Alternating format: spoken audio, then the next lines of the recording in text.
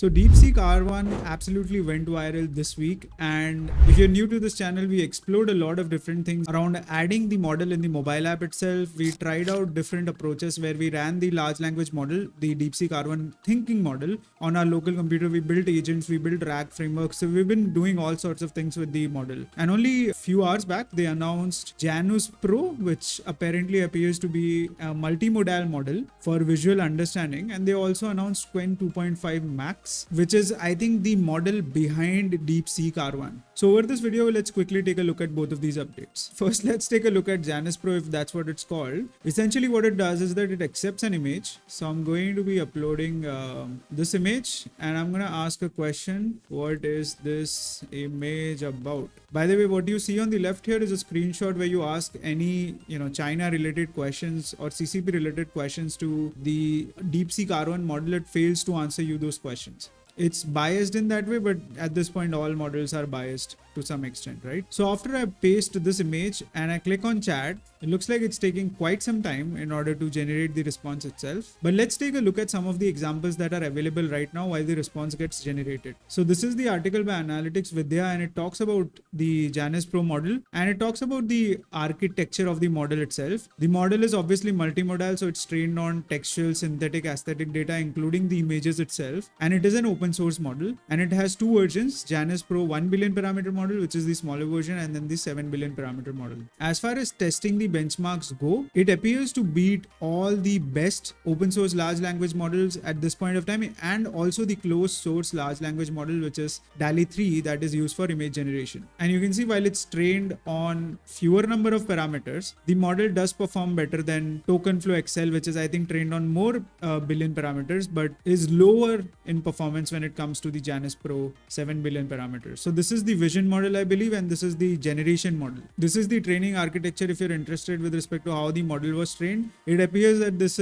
it follows the similar structure with respect to most of the models. There's an encoder, and then there's the transformer, and then there's the decoder. So on a surface level, it will accept the prompt, encode the data, generate something, and then decode the data, and then finally give it to the user. So here are some of the examples that were tested on this model. So based on the score in the image, which team has a higher probability of winning this game? Based on the score, the team India has 157 off of 4, which does not quite appear correct right now, which means they have a lead of 157 runs with 4 wickets remaining. The team from the other side, which is battling the score, is currently 123 off 6. I think either the image is wrong or this is way off charts. This was Janus Pro 7 billion parameter model, and this is DALL-E 3, which apparently appears to have like a better understanding of this. Then tell me the backstory. In this case, Janus Pro, this image depicts a character who is wearing an advanced suit that includes high-tech armor and so on. DALL-E 3 kind of gives you an explanation that it's from the Marvel Cinematic Universe. So in that sense, I don't think it's very good, at least based on what we saw in some of the examples here. And also,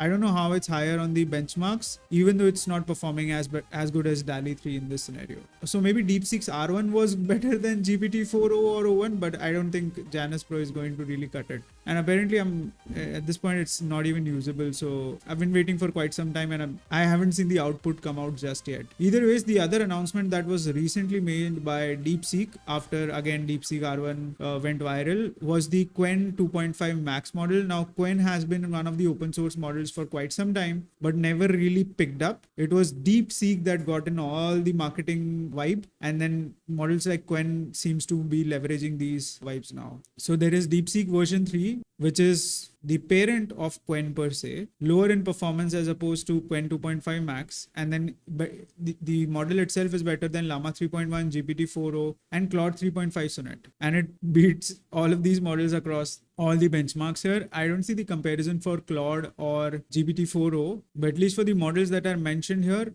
and I think 3 of them are from the Qwen or DeepSeek based architectures, and Llama 3.1 is obviously from Meta. It beats all the parameters here. Again, it's available via the API. It appears that they're using the OpenAI API here. I'm guessing they're using LangChain in this case. Since the APIs of Qwen are OpenAI API compatible, we can directly follow the common practice of using OpenAI APIs. Below is the example of using Qwen 2.0. Okay. So basically, it is just using the same framework as OpenAI, but they are changing the base URL and then using Qwen's base URL in that case. Either ways, I think you'll still be able to download this model via Ollama. by going into Olama and then models. Let's see if we can find Qwen 2.5. Yeah, this is the model here.